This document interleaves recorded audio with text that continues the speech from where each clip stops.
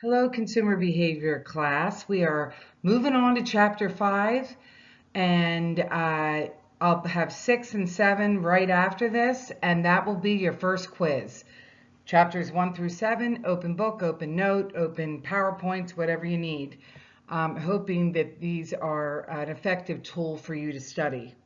So this chapter 5 is all about motivation and affect. Again, we're going to be talking about a lot of different concepts that you are already know about and understand, but we're putting a definition to it. So the motivation process. Let's use Chick-fil-A as the example because we all love Chick-fil-A. It satisfies a need, which is hunger. So motivation leads people to behave as they do. It occurs when a need a consumer wishes to satisfy is aroused. So there's two different types of needs. One is utilitarian, and that's more functional and practical. And then there's another one that's hedonic, and that's more emotional and fantasy. So we definitely try to balance out the two of them, but the whole idea in the end, in the motivation, is that we are satisfied, whether it be I'm hungry and now I eat a Chick-fil-A sandwich, and I'm thirsty and I have a soda or a water, whatever it is, the end goal is that you're satisfied. So motivational strength. So there's different types of theories we're going to go through here. One is the drive theory and one is the expectancy theory. So the drive theory is all about like more biological, where we produce an unpleasant state of arousal, where we're really hungry or we're really tired, whatever that unpleasant state is that we need to satisfy, whether we're getting sleep or we're getting this delicious burger that I have down here on the right corner. Homeostasis is finding a solution and returning us to a balance. So we know when we're off balance, we need to either get some sleep, or we're hungry, or whatever. We need exercise, or we need social time with our friends. So we try to find that balance, and that's called homeostasis. Another thing we talk about is retail therapy in this chapter, and the question is it effective? And believe it or not, this is an actual term. It restores our sense of personal control and it alleviates feelings of sadness. So this is a real thing. We haven't been able to do it a lot except online recently, but we know that purchasing something new for ourselves or others can make us feel good and make us feel connected, and we get that sense of euphoria. Some of us do when we go to the mall or when we get that Amazon package. That's happening more and more evidently in my house. So the expectancy theory is we may choose one product over another because we know the consequences will be positive. So yes, we still have that drive to be balanced, but then we have choices to make. Do I have this delicious burger in the corner here, or do I go healthy and have a salad? So we're choosing one product over another because we do know the consequences of our actions. I think many of us have been wearing sweatpants, and now we're slowly getting out of our fog here and realizing that maybe we overindulged during these times of quarantine. So motivational direction, there's needs versus wants, okay? And we're going to get into the Maslow's hierarchy in just a minute. But we talked about hedonic consumption before. So this is a multi-sensory fantasy emotional aspect of consumers' interactions with products. So we like that euphoria that we get with the product. And I have someone skydiving here because that's a great example of, wanting to take those risks. It could be bungee jumping. It could be something more about our emotion versus, I'm hungry for something. And that's called hedonic consumption. So there's types of motivational conflicts, and these are beliefs or behaviors that conflict with one another. So we have conflicting feelings that go on a lot inside our minds, and we deal with them in different ways. So we're going to go through 3 different approaches here, and we're going to think about this in terms of marketing, okay? So, and that's what this always should be thought about, is how, as marketers, can we use consumer behavior to help us market or sell a product, etc. So the first one is called approach. And this is when we have to choose between two desirable alternatives. So this isn't a problem. Should I get a burger or should I get a taco? Okay, then we have approach avoidance. We desire a goal and we avoid it at the same time. So we want that ice cream, and the avoidance is, I don't want to get on the scale because I know what this ice cream means. I think I have this conflict happening quite a few nights out of the week. Number three, avoidance is two undesirable alternatives. So we have, we avoid a salad or eating healthy, and then what happens is, if we go the other direction, we're going to end up in the hospital because we're unhealthy and we're not treating our body right. But marketers look at this all the time, and they try to ease the pain. And I have here with offering payment plans. So let me back up a little bit before we start jumping into that. So since we are always conflicting with our emotions about things, marketers try to give us kind of an easy approach to something. So if we're not sure if we should take the risk and spend the money, do we really need this? Do I really need to go on that trip? Do I really need this new pair of shoes or this makeup? What marketers try to do is they try to give you maybe, return it in 60 days. We're offering you 6 easy payments so that you can have what you want, but it's not going to set you back. We offer a warranty with it. So that's how marketers work with motivational conflicts of consumers. Marketers want to classify us into needs and behaviors. So there's specific needs that we have, and marketers absolutely go after this. So for instance, we have a need for affiliation, to belong to a group. Okay, we belong to Florida Atlantic University. We're fans of a particular team. I have the Eagles here, probably just to make sure everybody's paying attention. Obviously, I'm from Philadelphia, so there's this affiliation when you live in Philadelphia with the Phillies and the Flyers and the Union Soccer. I mean, it is like this affiliation, get together, cheer together. It's a connection that you have as a fan. And we do that here with the Dolphins and the Panthers and the Heat.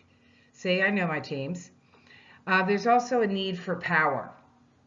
So marketers know how to connect with people in that way, that we want to drive a certain car, or we want to have a certain power like bag, as they say, with a name brand or a power suit.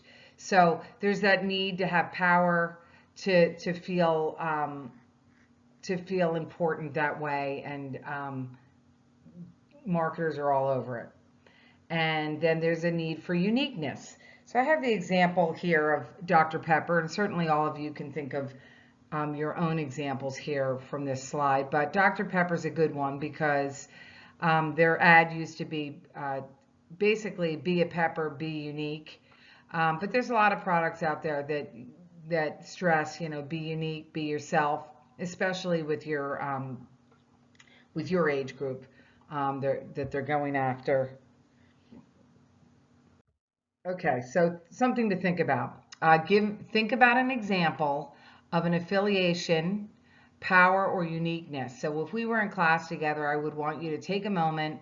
We'd have a conversation around this for something that you're affiliated with. It could be, like I said, a university, a team, a religious group, your own family, a fraternity or sorority, a sports team that you're on, a group sport, an area. Maybe power isn't something that is something you're interested in, but you never know. And then uniqueness. So think about that for yourself so that you understand the concepts of the chapter a little bit more. So this is one of my one of my favorite things to talk about in this chapter, because no matter what, it always relates to what you're talking about in marketing. And especially now during COVID-19, this is a definite concept you can use in your paper. So hopefully you've heard of Maslow's hierarchy of needs, but marketers need to understand the motivation of people. So it is like a pyramid, and it starts at the bottom, or we're going to start at the bottom. Okay, physiological is something where we need the basic things of life. We need sleep, we need food, we need water. Okay, we slowly move up the triangle here, the pyramid, into safety, security, protection. And those, in this quarantine, this is what a lot of marketers have been kind of promoting to us is, we're here for you. We want you to be safe. Stay at home. We have products that can help you, whether it's a mask or it's, Lysol or something that's going to keep you safe. And a lot of companies that are bringing us back into their retail environment, or gyms, or barbershops and beauty salons and spas are all using our need to feel safe and protected. So we all have these feelings, and they start at the bottom and work their way up. The next one is that belongingness, and that's like what our last slide was, that feeling that we need to be affiliated with something, whether and accepted by others, is really important. That's why we are missing our friendships and connecting to people. The next one is called ego needs, and that's that status, that power, prestige, status, accomplishment. It could be, your graduation, getting your degree from FAU, getting into an MBA program, becoming a CEO of a company, becoming a professor. It could be something like connecting with, belonging to a country club. Feeding that ego that we all have. And then the very last one, which is the ultimate place to be in your life, is called self-actualization. And it's self-fulfillment, enriching experiences. We tend to think of baby boomers because they have disposable income. They're at a place in their life that they have free time to do things, to be with family, to volunteer and give back, to go on those trips, to travel, to be able to play that golf game and have free time to give back. So now I'm going to go through more examples on the left side, relevant products, and then examples of how marketers take advantage. I don't want to say take advantage, it's probably the wrong word. They explore these areas to connect with us as consumers. How's that? So let's start at the bottom again on the left. So things that are physiological are staple items, medicines, generics. Okay, let's talk toilet paper, okay? The next one up is safety. Or no, let's go across. So go across to the right, and they have the example of Quaker Oat brand. It's the right thing to do. So any kind of food company is connecting with you in that way. They're trying to do, okay? Let's go back to safety. Safety is insurance companies, alarm companies, retirement homes, investments, banking, okay? And on the right-hand side, they give the example of the company Allstate. You're in good hands with Allstate. There's that security feeling. Okay, we're moving up again on the left side. Relevant products, clothing, grooming products, clubs, drinks, that's that belongingness. So, we see a lot of commercials with friends, getting together and being accepted because you look a certain way, and we're drinking our Coronas and we're out at a club, okay? And they have Pepsi on the right-hand side as our example. You're in the Pepsi generation, so you belong to something. Moving up the ladder back to ego. Cars, furniture, credit cards, stores, country clubs, liquor, okay? So on the right-hand side, they give an example. I don't even know this brand, but it's called Royal Salute Scotch, what the rich give the wealthy. So, okay, I guess I'm not rich or wealthy because I've never even heard of this brand. But the point is, I'm sure we can certainly think of companies that connect with us in a certain way. that feed our ego. Certain credit card companies, you want to be able to have freedom, have these credit cards. Um, so now we're going to the very top one, self-actualization. Products are things like education, travel, and hobbies. The example, not sure that I would put this at this part, but it's U.S. Army, be all you can be. I think of it like cruise companies, showing couples getting away with no children, going back to school, educating yourself just for the sake of, knowing more.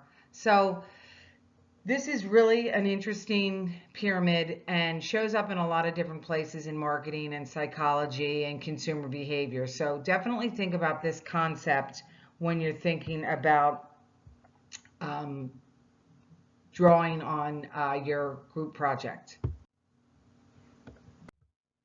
So here's a great example, going back to that safety example, how Volvo uses safety is really, that's what they run on. Um, safety is their number one area that they talk about in their advertising. So again, that hits us at a very low level in the Maslow's hierarchy is we have a need to be safe and protected. And Volvo is good at promoting that to us. So types of affective responses. Okay.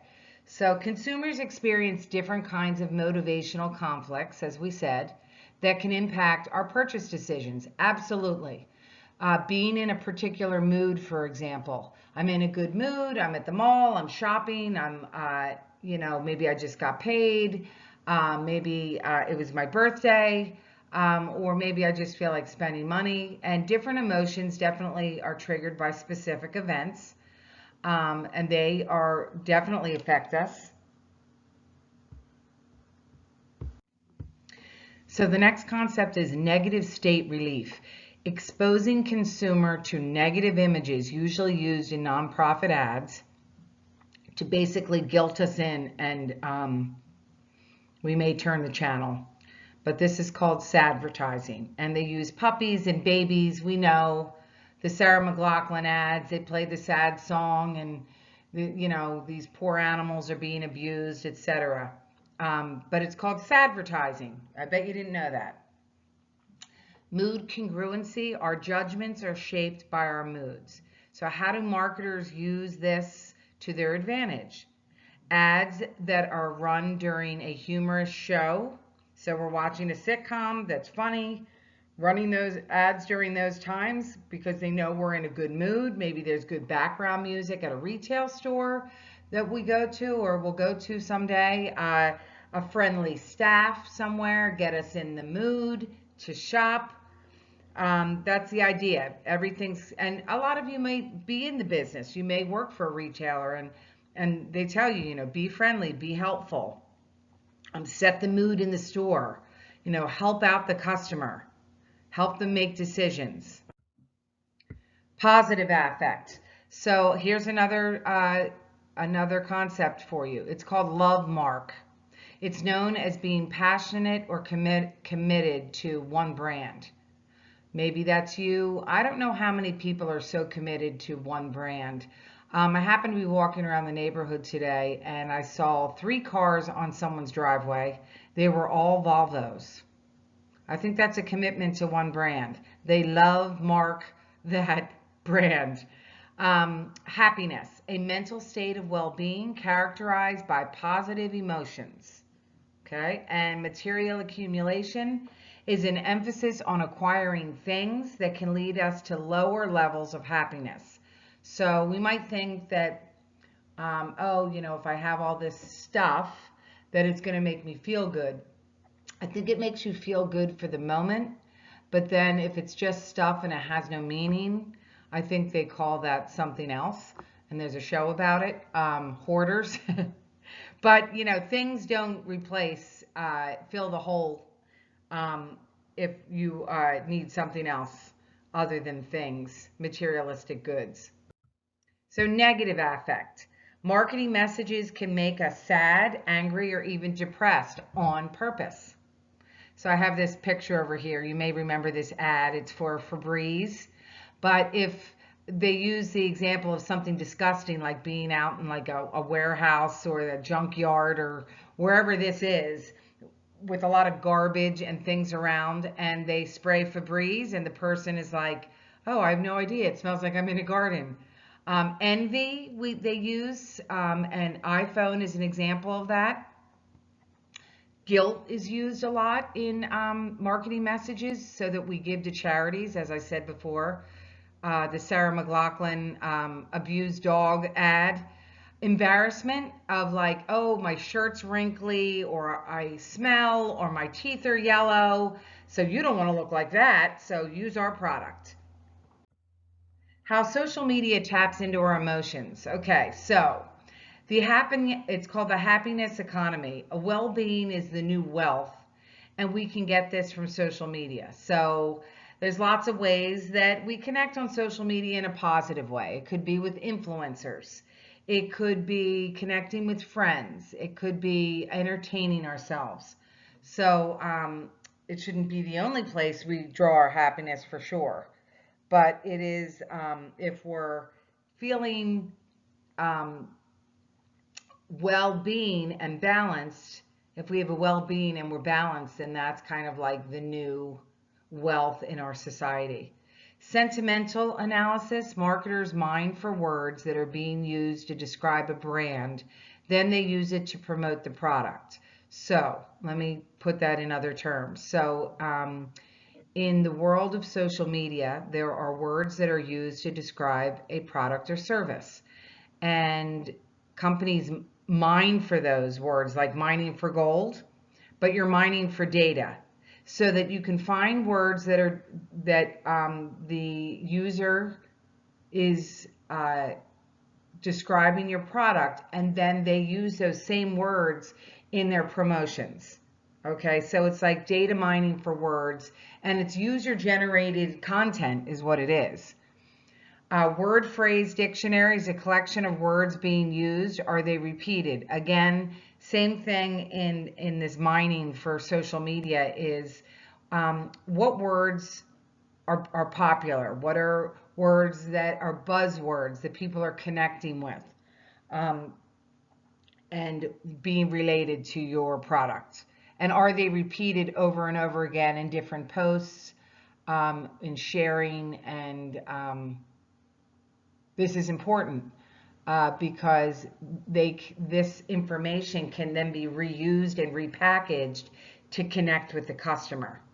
Okay, so why is this valuable to marketers? Because they can, like I said, reuse it, connect with the customer, and find out really what's trending out there. So I'll give the example that Zimmerman Advertising used in my class a couple semesters ago. And one of their clients is Michael's Crafts.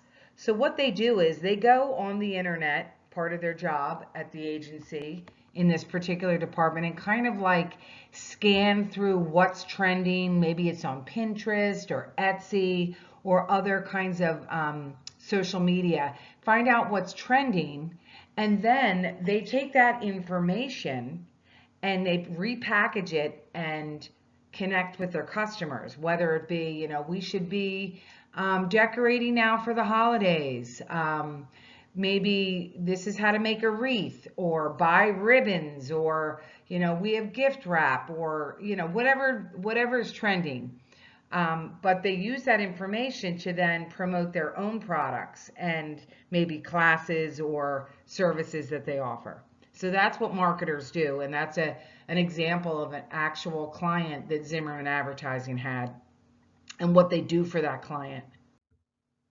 Okay, so the way we evaluate and choose a product depends on our degree of involvement with the product, the marketing message, or the purchase situation.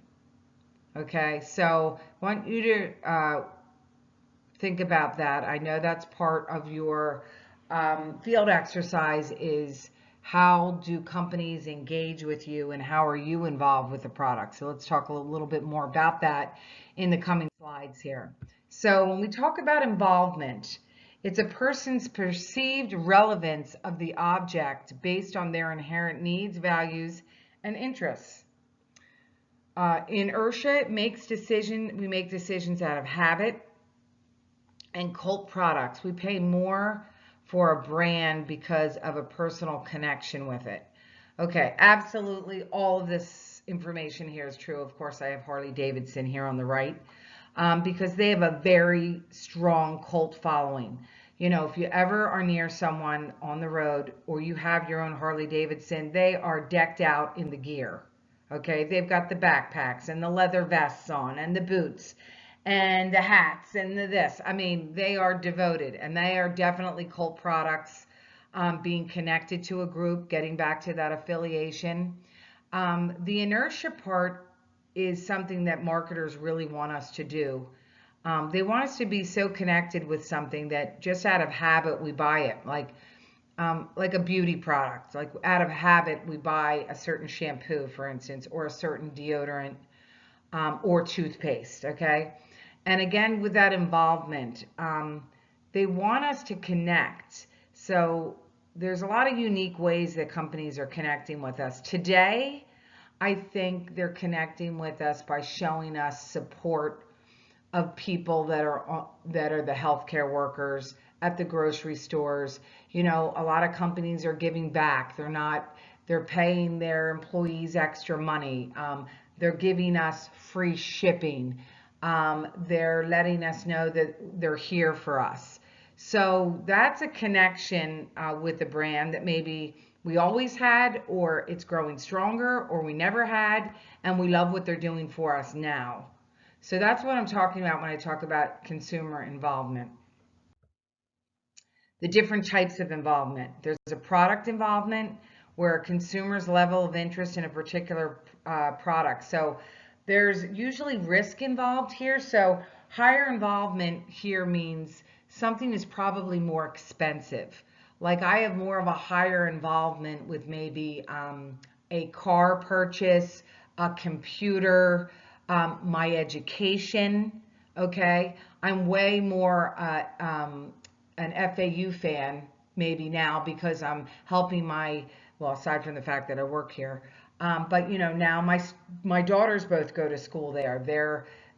I'm helping them pay for some of their tuition. You know, it's a higher end connection because I'm investing in it. Message involvement is affected by the type of media used. So, um, for instance, if something's print versus radio, we may read and digest something more, maybe in a magazine or a billboard, or versus something that we're passively listening to on the radio. So that's a way of involvement. And third involvement is a situation. So it happens on site with a personalized message at the time of the purchase or an experience. So many companies are trying to have a situational involvement for us. Maybe it's a sampling, or like for instance, I went to this really cool place in New Orleans when I was there with the American Marketing Association this past March, and it was basically a tour of a company called Sazerac. I'd never heard of it, but it was a free tour, and quite frankly, everything was closing due to COVID. So we went in there, and they had samples, and there was a 3-level building we went to, and they educated us. There was videos, there was some like hands-on information, and that was pretty cool, and it connected with me in a different way now as a consumer rather than just seeing an ad, for instance. So all of you can probably think of a situation where a company connected with you because you tried a sample, or they gave you a coupon, or you had a salesperson there talking to you. Strategies to improve product involvement. So yes, companies are always trying to connect with us. It's almost like ridiculous. Some of them are very good at it. So let's go through some of those ways. Companies try to personalize products. Think of Amazon, how they're like, welcome back, Eileen, or, you know, I'm going to give you some suggestions of, you know, music or books or whatever products that you purchase. DIY, do-it-yourself products, when you build it yourself, you create an attachment I have an example here of like IKEA. When, if you've never been to IKEA, you got to go. I'm trying to remember where there's one. I want to say, oh, it's closer to campus. I forget the name of the town it is in. But anyway, it's you can look it up. If you've never been to IKEA, it's the coolest store ever to me. It has a restaurant. It has a play area for kids. It has a snack bar, and every part of the store is set up like your house and can be purchased. And you leave the store with your product that you can build when you get home. So there's another connection. You might think of like Build-A-Bear as another company. How about Lush, where you can create your own soap? Okay, co-creation, think crowdsourcing ideas. Doritos always comes to mind when they're for Crash the Super Bowl, where they take user-generated information and create messaging and commercials. So they were one of the first companies to do that. Brilliant. Gamification, creating a game to involve the customer. So, something on their website, something that's connecting you to them in a different way. Putting out new products, innovation. Um, I also think of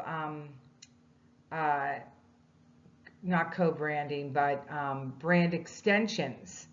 Okay, so a new product introduction. I have here fried pickle with ranch, I think is Lay's. I don't know where they are. I haven't had them, but sometimes you're like, oh, I love this product line. Oh, they have a new product. I'll try it. So that's a way of keeping us connected with a company. Cause marketing, supporting a charity. Certainly today with COVID-19, we're connecting with companies more and more. They're supporting our frontline workers. They're giving back to restaurants, small businesses, things like that. It's all over the place, and companies have really stepped up to do different things to help out, whether it's turning a distillery into a place for hand sanitizers or creating masks. That's cause marketing. That's getting your hands dirty and helping out. Okay, strategies to increase message involvement. Okay, so how can companies connect with us more? With all the clutter that's around us, companies do things like unexpected movements or silences in an ad, using loud music or fast action. Of course, celebrity endorsers. Nostalgia, we talked about that, using, Cookie Monster, or, using a Beatles song, or what were some other nostalgia? A scenario when you're younger and playing a Nintendo game, something like that. Provide value to the provide value the customer appreciates. Okay, what kind of value are you? Maybe it's free shipping or curbside delivery or whatever the case may be. New media platforms to grab our attention, like TikTok. um, Encourage users to actually think about using the product. Okay, maybe for a different use. There's a couple of different ways to use, say, mayonnaise. Don't just make a grilled cheese and use butter. Now you can use Hellmann's mayonnaise or the Mr. Clean eraser. Not just good for getting crayon off the wall, but soap scum off your shower door. You know, Encouraging them to think in a different way to use your product is a great idea. Message is the entertainment. So an example of that is that a lot of companies or products might sponsor something like Axe, as in the deodorant and body wash, has a lounge in New York City. It's a nightclub, but it's sponsored by Axe. So that's another way of connecting with the customer in a different way by sponsorship is huge. Okay, experiential or engagement marketing. Again, more involvement, engaging with a store, a website or location where people consume the product or service. So we talked about this in your field exercise. How can marketers increase involvement? They can customize products. I know a couple of companies that will customize, I guess, the pocket of a jean. I want to say it's American Eagle. High-tech experiences. So you go in and it's something with AI, or they're doing something different in the store to connect with you. Subscription boxes, getting that surprise that comes. I think someone used the example of BoxyCharm, I believe it is, and there's a lot out there. I mean, I like, they have them for pets. They have them for home delivery meals. I get HelloFresh like once a month. Stitch Fix is something I also get once a month. Sometimes I send it back. It has nothing that I like about it, but sometimes I like one item. Who knows? But again, it's this engagement, experiencing the product in a different way. So that is really the wave of the future, I think, for companies to connect with us. And it's getting more and more difficult. Okay, so there's 5 types of perceived risk. Um, and we're going to go through those here. So when we're purchasing a product, there might be a monetary risk. And remember, that's a high involvement company too. That might be a car, a computer, a house, a membership somewhere, tuition. Functional risk is if the product does or doesn't work.